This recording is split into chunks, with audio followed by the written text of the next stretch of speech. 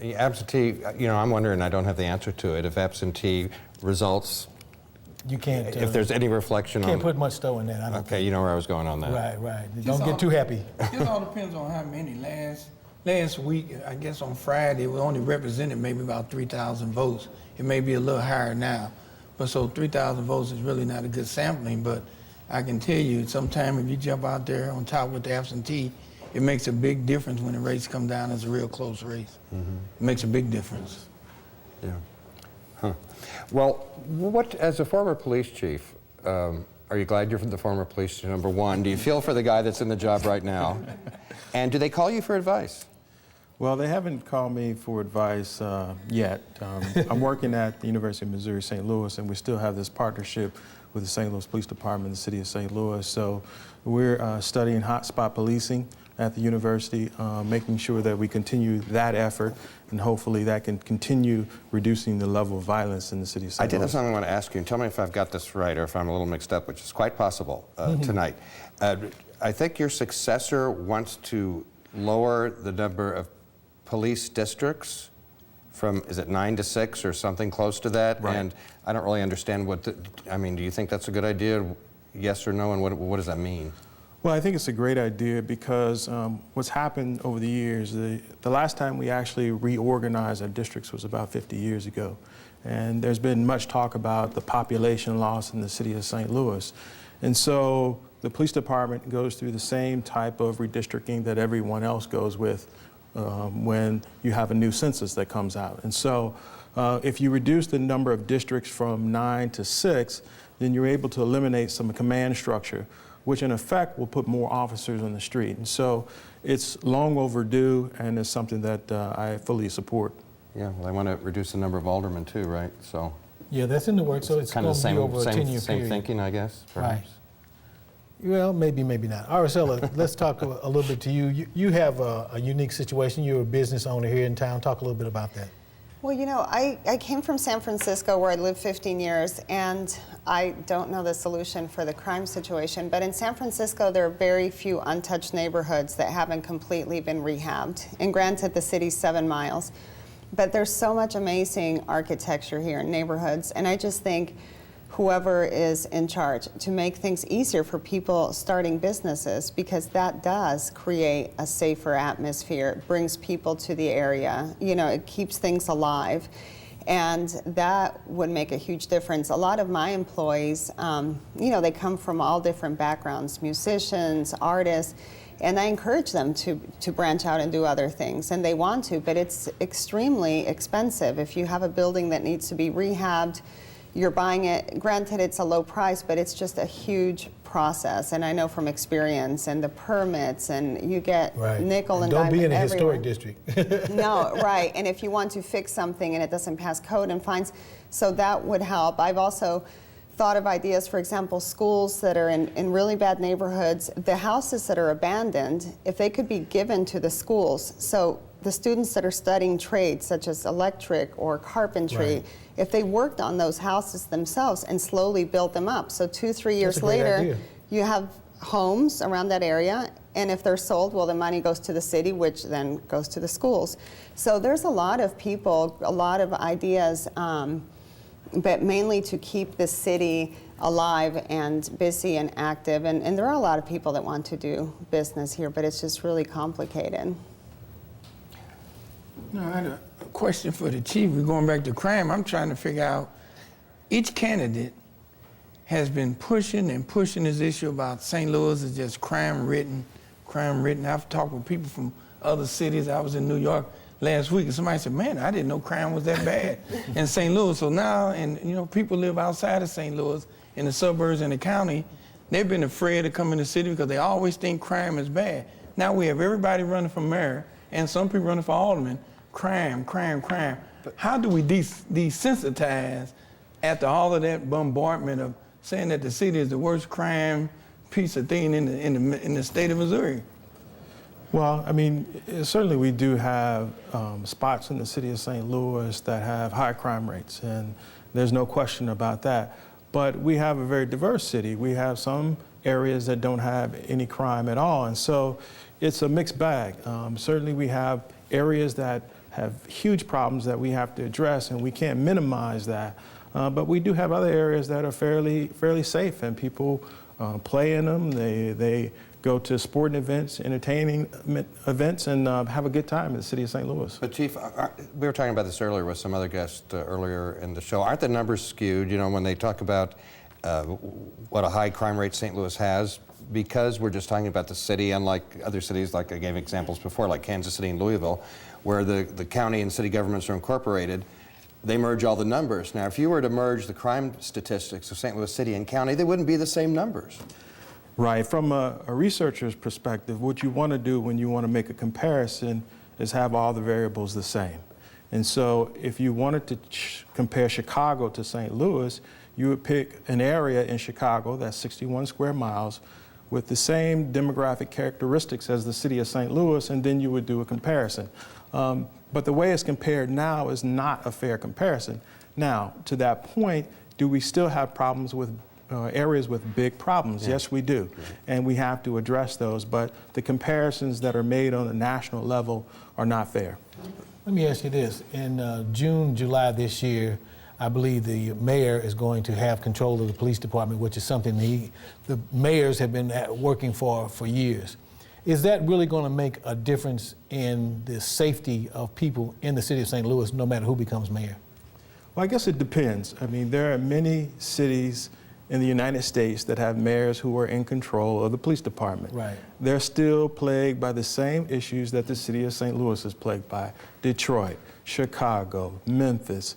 You can name all the cities that have the same problem. So I guess it depends on what's done with the police department. I continue to say, though, there are other issues that drive crime. And the police department cannot be the only solution. I think it does a lot in terms of reducing violence, but in terms of long-term sustained violence reductions, you have to put more into play. Okay. What about the science of crime, if you understand where I'm going with this, versus the politics of crime? Does that mean anything to you? Yes, it does. I mean, the science of crime looks at all types of factors that go into committing crimes. People who have low incomes are more likely to commit crimes. People who come from socially disorganized neighborhoods, neighborhoods that are in disrepair, that are deteriorating. All these social, economic factors play into communities that have more crime, and that's what we see in the city of St. Louis. If you go into North St. Louis and see the disrepair, the decay that's gone on for many years, you can see a dysfunctional community, and that leads to crime. Yeah, it's absolutely the problem. I'd never forget, they did a study about 6-7 years ago, and they looked at jobs, the number of jobs in the cities, in the inner city versus outside the city. Right. And the largest number of jobs, 63% of all of the jobs in the city of St. Louis were in the same zip codes that had the highest unemployment rate. But those zip codes were predominantly African-American zip codes. Mm. So we always hear, we need more cops. Do we? Is that, well, that's what I'm getting at. Yeah. Do we? Is that just something we say? Well, I think you need more cops in proportion to the problem that you have. I believe we do need more police officers only because in some of the areas that we have in the city of St. Louis, we need more cops to prevent crimes that are going on. But we also need more resources. So, the big push in policing has been hotspot policing. Like College Hill, which I just did a few weeks ago. Which is College Hill. So the thought behind hotspot policing is that the crime problem is so big, so large, that you have to put more resources into that neighborhood. I think the same should be for social resources. When you have a huge Right. problem, you've got a hotspot of social problems. And so you need to put more resources in that community, more than other communities, to affect those problems. So the strategies that policing and police departments are using are the same strategies that communities and political entities need to be using as well. And our He didn't smile. not this election. Araceli, you were... Enjoy my time at Isom. That sounds like a political answer there. Araceli, you were talking about, how boarded up buildings and derelict buildings bring a community down. And back to the College Hill area, in addition to the hot policing, they're trying to do that there too, clean it up a little bit for that very reason. The way the place looks and feels influences the way people behave. Well, there's a theory called broken windows. And the theory behind broken windows is when neighborhoods are in disrepair, disorder, people feel that people don't care. And so they act accordingly. And so if you've ever been to the College Hill neighborhood and you see what that looks like, you can see it's a sense that nobody has cared about the neighborhoods. And so that's a good start, is to board up buildings that are abandoned, clean up lots, and people feel that there's a sense of people taking care of that neighborhood. And I think one of the things one of our former mayors used to talk about all the time was getting on the front end of the problem rather than policing in the back end. When we had midnight basketball, the recreation centers were open. It was something positive and something good for kids to do in the evening time. And we just don't have that. We got to put some resources on the front end to keep people, and James Clark, who may visit us later, always talks about giving the kids something to do and getting them early in the grade school, in middle school, before they get to high school, because one of the other things we have in St. Louis, and nobody likes to talk about it, is we have a heavy gang presence, in my opinion. Now, I don't know if that's accurate or not. Well, I think we have sort of the same gang problem that many similar cities have. But I think it's sometimes too easy to say we have a gang problem. Certainly about a third of the violence is associated with gang activity, but some of it is just the culture and the environment that makes people more prone to commit violence. What's your stance on gun control? Well, I think it's some sensible legislation that we can do. There was a study that just came out from Johns Hopkins University that talked about how gun laws have been relaxed in Missouri since 2007 that allow legal guns in the hands of criminals. We need to do more to restrict the flow of legal guns into criminals' hands, and that would be passing some legislation that puts background checks back into effect in Missouri, and also registration of handguns. But boy, there's such a divide on a hot divide on how people feel about that, and I wonder if a consensus is possible, because the people that are, pro Second Amendment don't seem like they're going to change, and the other side doesn't either. And I wonder where the compromise is. Even after all the crime that they had in the last Newtown, or what was the name of that place where they killed all the kids? Newtown. Yeah. People rushed out and bought more guns. Now, how can that be the solution to having safer neighborhoods? And the NRA, and I have guns, and I think people should have them, but assault weapons, that's what the people are buying. They had a KWMU today. They did a story on it about how many people that they can't keep them in stock. How can that bring a safer community? It can't. Well, the way that people are purchasing guns now makes it easy for criminals to get legal guns. And I think that all the research shows that now that the gun laws have been relaxed in Missouri, it's allowing people to go in and buy guns and transfer those guns into the illegal gun market. One final thing I might ask you, you were talking about the gang violence. Tell me if I'm right, isn't most violence by gangs, it's gang-on-gang violence, it's not the innocent person walking down the street, is it? Well, most of the violence that happens, violence is something that happens between people mostly who know each other. Yeah, but the problem is, if we minimize it to the degree we say these are just relationships, it puts us all at risk. Because a person who is willing to go out and shoot and murder someone, they don't care about the person driving down the street. It might be the person that they rob. And so we've got to be very careful not to say this is just happening to a certain group because it makes the problem worse. And it will expand if you don't address that group. But it is true that most gang members are this inner gang fighting. Right. Adolphus, is this an issue the NAACP deals with? Yes, one we've been dealing with for quite a while. We used to work with the chief when he was there on a lot of other things. And one thing we did find out that was extremely interesting, I think he just alluded to it, was that we pick up the paper and read and see the age of the person who was killed. And we kept looking, and the ages were in the 40s, in the 50s, in the 30s. But at the same time, everybody's pulling us to these workshops talking about gangs and kids and youth. Well, the people who were dying were not the young folks, it was the older folks. In most cases, the perpetrator that was killing them was of like age. So we were targeting, we were looking at trying to resolve the murders, but targeting the wrong demographic as relates to who's doing it. It wasn't the kids that was doing it. These were adults killing adults. Mm-hmm. All right, so talk a little bit about your former business that you had on South Side. Rue Lafayette, and Yes. what I couldn't get that out. And what we were saying earlier about people that live outside of St. Louis, that they think that all of St. Louis is dangerous. And I mean, Lafayette Square, Soulard, Central West End, coming from San Francisco, those neighborhoods are more upscale than a lot of things in San Francisco. And I mean, they're beautiful. There's, you know, it's great. We did have one case, one crime incident where the cafe got broken into, and I called Chief Isom directly because I figured if he had coffee there in the morning, I could bother him. And no, but the police handled it really well. They took it very seriously, and it was one case. But again, I'm not going to call it a St. Louis issue because that would happen in any city. If I lived in New York or San Francisco, it's something that happens. But the neighborhoods are really organized with Neighborhood Watch, and neighborhoods have taken it upon themselves to install cameras. And all of that helps. I mean, it takes, you know, the community to get involved. And speaking of what we were talking about earlier with programs, I mean, I think that needs to be a huge emphasis to keep kids busy with, you know, sports and just other things, just to keep them busy, to be able to get to them.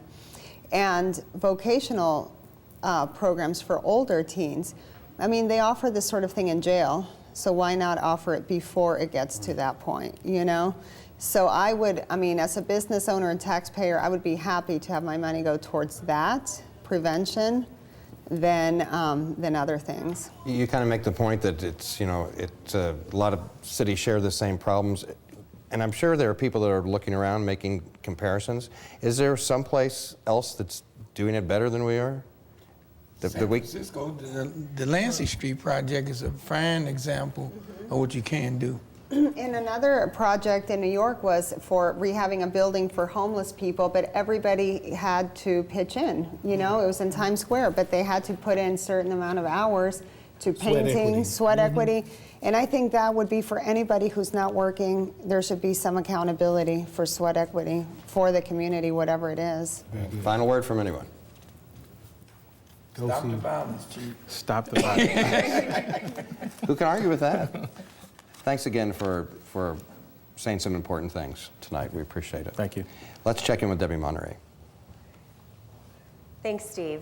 Joining me now is Jacque Land. He is the executive director of 100 Black Men in St. Louis. And let's start out first, Jacque, by telling people a little bit about the mission of 100 Black Men. Absolutely. 100 Black Men is, it's an international organization. There's 116 chapters throughout the United States, one in London, England, one in South Africa, and one in the Caribbean. St. Louis is one of the founding chapters of 100 Black Men of America, where there's over 16,000 members. It's comprised of community leaders, executives, entrepreneurs, clergy, elected officials, those individuals who really want to give back to their community and are at the top of their game. The mission is to improve the quality of life in our community, enhance education and economic opportunities for all. And there's 4 core areas that we focus on, which we call our 4 for the future. And that's mentoring, education, health and wellness, and economic empowerment. And we've got programs and initiatives in all of those 4 core areas. And those are 4 really important areas. Absolutely, absolutely. So let's start first with, you know, when we hear the news, obviously there are so many people in the African American community who are doing well, have great jobs, wonderful families. We tend to hear more about those who do not fit those categories. And it's sort of the million-dollar question, what do we do to turn things around? So let's start with mentoring. How do you reach the children who are growing up without really any decent role model in their It's life? got to be a holistic approach. There's no one person, no one group, no one entity that can do it by themselves. It's got to be a wraparound of services from the household with the parents, from the school with the educators, as well as organizations in the community. And for example, 100 Black Men, our focus from a mentoring perspective is our AAU program, which stands for Arms Around Us. And what we do is provide services in the areas of character building, life skills, which include goal setting, conflict resolution. We'll address peer pressure. We'll address conflict resolution. So when they're in this situation where, you know, they're faced with a challenge, then they're armed and prepared to be able to address it. And then we also focus on leadership development to make sure that they've got the skills and the proper foundation necessary to take them to the next level, whether it be in education, whether it be employment opportunities, but those things that set the foundation to move them forward. And I like that you said holistic, because do you ever feel like sometimes people feel like when you start looking at what the problem is, that the answer is too broad, so they point to one thing and they move on? And we don't really hear necessarily about more solutions until another election comes along. Yes, I mean, you make a great point. I mean, the solutions are many, and it's not, again, it's not just one particular solution, but St. Louis is full of resources, and the resources have to be leveraged from the perspective of parent training, addressing the challenge with our whole unbanked community from a financial literacy perspective, getting into the schools and meeting the youth where they are, starting early, catching them in elementary school. For example, 100 Black Men, we have our mentoring program at Barack Obama Elementary School, and we work with the kids on those life skills and those services that they need. We've got to catch them early so we can cut the pipeline off to the direction of the negativity and get them on the right path to move forward. But again, it's not just the social service organizations. Our elected officials as well need to be accountable, need to put forth legislation that can address these issues, provide funding and resources to help, you know, push the opportunities forward for a lot of these wraparound services, to invest in our schools, to make sure that, you know, the proper education is there for ACT preparation, and even looking at those opportunities that may not necessarily focus on a four-year university. Look at junior college, look at, you know, trade school, I mean, Rankin Tech. So there's a myriad of opportunities and ways to provide and leverage resources to get to the solutions which we so desperately need in this community. I don't know if this is part of the mentoring or not, but I know in speaking with some juvenile justice officials, they say that one of the things they rarely see in the juvenile system is dads coming to help the kids or deal with the situation. So how do you reach that point where you have, say, men step up, deal with your children and be a dad? Well, I mean, you've got Father Support Center out there. That's a resource providing training for those men who are fathers to make sure that they can reconnect with their children and with those families. You have mentors such as the 100 Black Men who are getting involved in these young people's life who don't necessarily have a father. You've got all of these churches in the community who house members who are some good spiritually foundation, God-driven, God-fearing men who can provide that father figure, if you will, to these youth as well. So, I mean, the opportunities are there. We just need to collectively work together to, you know, leverage those resources again. So real quickly before we wrap this up, it seems like we have a lot of conversations in the community right now about what to do and how to move forward. Do you think that those conversations will continue after election times are over, and how confident are you that we can make some headway? Well, I think we definitely need to make sure not just the conversations continue to take place, but action in moving forward to address these challenges take place. I would sure hope that once the election comes and goes, that, you know, that's the end of looking at the challenges and addressing them. You know, the leadership we need to hold the leadership accountable. So whomever is in office, and that's on a local, a state, as well as a federal level, we, the people, the citizens, need to make sure that we hold them accountable. And we also have to be educated. We have to educate not just ourselves, but the surrounding community to make sure we understand what the responsibilities of our elected officials are, because a lot of times we're just not informed. So we need to make sure the education is there. We need to address the racial divide that is causing a fragmentation in the metropolitan area. We need to address the economic disparity. Obviously, the challenge with crime and violence from a public safety perspective. I mean, these are things that task force need to be put in place and solutions addressed and move forward on. Jacque, thanks for your time. Thank you. Jacque Land is with 100 Black Men here in St. Louis. Joining us here in studio, back to you, Steve. Thanks, Debbie. I'm Steve Potter, along with Loren Watt. It's primary election night in St. Louis, and we're talking with Araceli Kopiloff, who's a local business owner, with Adolphus Pruitt from the NAACP in St. Louis, and with former St. Louis Police Chief Dan Isom. You know, Jacque made some very important points in that interview about the mentoring program, the leadership programs. He is doing what we just mentioned a minute ago. He's getting on the front end of the program. The 100 Black Men go out into the schools, they mentor kids, they do what fathers should do at home, which is discipline and show you the right way, show you the right path. They got educational skill building, ACT help, life skills, and guidance. People don't understand that kids don't know how to play. You have to teach them how to play. I look at the kids in our neighborhood, and sometimes I look out one day, now I go to work in the morning, I see 2 or 3 kids going to the bus. I come home in the evening, there's 15 or 20 kids out there playing, there's nobody on the porch, no parents watching them. You're scared to tell another parent about their child, now she might hit you, you know. But you know, we have to have programs that are on the front end, teaching these young people how to be young people, teaching young men how to be men, teaching young women how to be women, and they are to be applauded. I think the 100 Black Men is a great organization. Right, and you're talking about gangs, and my impression, you tell me, Chief, if parents had their thumb on their kid, they wouldn't be in a gang. Those parents must not know what the kids are doing. Well, when you look at some of these neighborhoods and the challenges of some of these parents, you have single mothers raising 3 or 4 children, and that makes it difficult. You know, I've got a wife and 2 kids, and it's hard for us to keep a thumb on our kids. And when you're missing one parent in the house, it makes it even more difficult.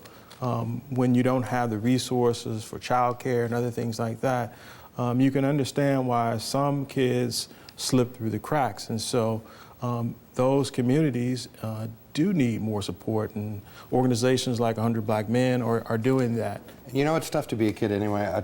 I did not grow up in a poor area. And let me tell you, it was still a challenge sometime to be a good kid. That's what I'm trying to say. Yeah, it is tough. Even under good circumstances, there are bad influences. Yeah, but you got, you know, I think parents, especially in inner city neighborhoods, they get treated a little bit wrong sometimes when we talk about this issue. I mean, you got to understand, you got a household making $12,000, $13,000, $18,000 a year. You know, you're struggling to keep your lights on, gas on, give them some food, give them fruit, just eat a healthy living. It is a struggle. It is a tremendous amount of struggle. And that parent is, you know, maybe on public transportation. So when you talk about 8 hours at work, then another 2 hours to get there, 2 hours to get back. Now all of a sudden you're talking about 12 hours out the day of just trying to provide for the kids, and it's not enough income basically to make it happen. So parents have it hard too. And when you do that, and then the kids understand when they are not getting the things that they think they should have, and that helps build a certain mindset within them where they feel like they're being deprived. They feel like they're being deprived, and they want somebody to blame, and they do house some anger on the inside, and unfortunately somehow they vent that out when they get out in the neighborhood. And then when they walk out the front door and their gang members out there telling them to go jack somebody up or sell some dope, and the peer pressure that happens there. Absolutely. But you know, and this is what kids having kids, because if you have a mother that's 15, 16, and this is where the education comes in to try to teach these young women, you know, about birth control and what to do. I mean, I had one son, I was married, I had one child. I had a great job, and I was in San Francisco, and I thought, oh gee, I only make $160,000 a year. I don't think I can afford another one, you know. But I mean, I thought it through a million times because I wanted to have an education, to be there for them. So I mean, I was educated, I knew that, but to teach these younger kids, if you do make $12,000 a year, you really shouldn't have 3 or 4 kids. I mean, if you want to raise them right. So it's really, I think, starting with the young kids, to, you know, teach them everything, especially when they don't have guidance. I taught, one of my freelance jobs was teaching at Sanford Brown in Hazelwood, and they welcomed the advice. I mean, all my students had my cell phone number, and they would call me about advice for interviews, about advice for, I mean, and I love people and I don't mind, but everything. And I was happy to help them, but they do welcome it. It's not that they don't want to hear about it.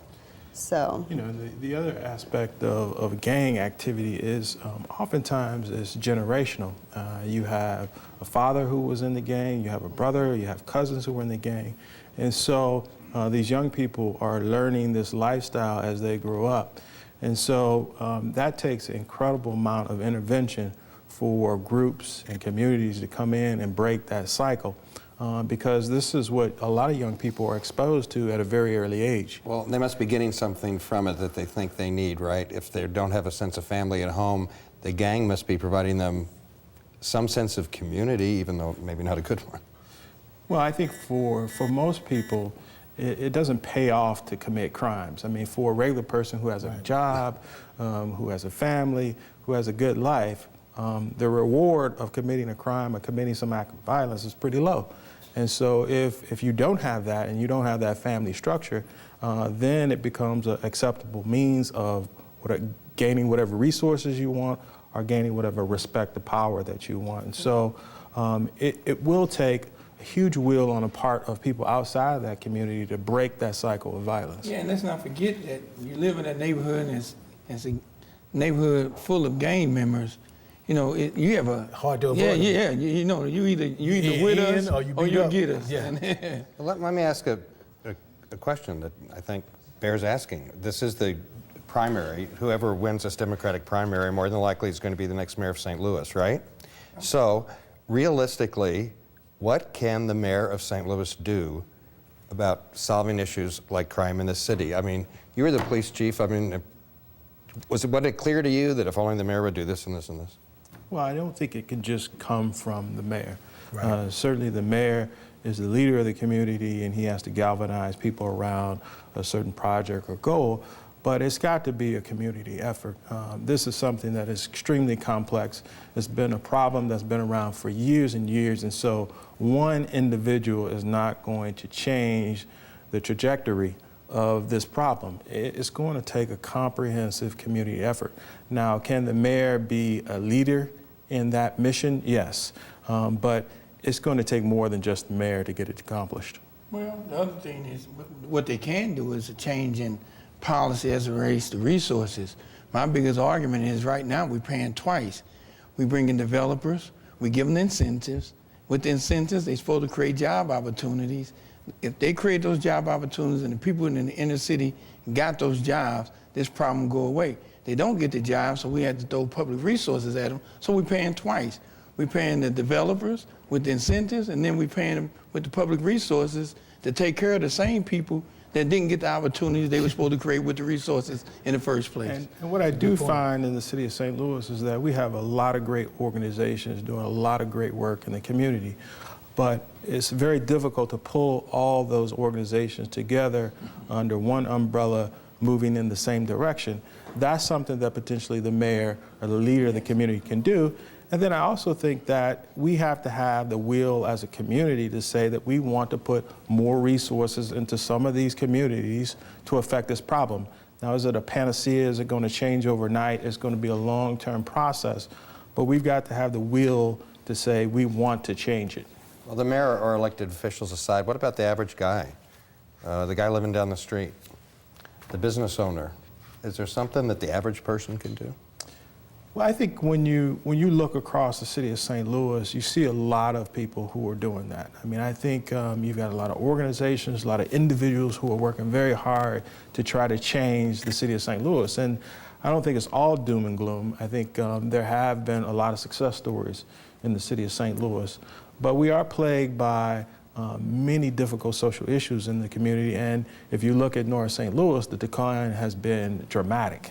And you start to see a little bit of that going on in South St. Louis. So I think we really have to focus on it because we can't wait until South St. Louis gets to the point of North St. Louis, then we're really going to be in problem. And of course, the biggest problem is going to be for whoever is elected is now he's got to spend the next 2 years on just fixing all the divisiveness that came out of the election.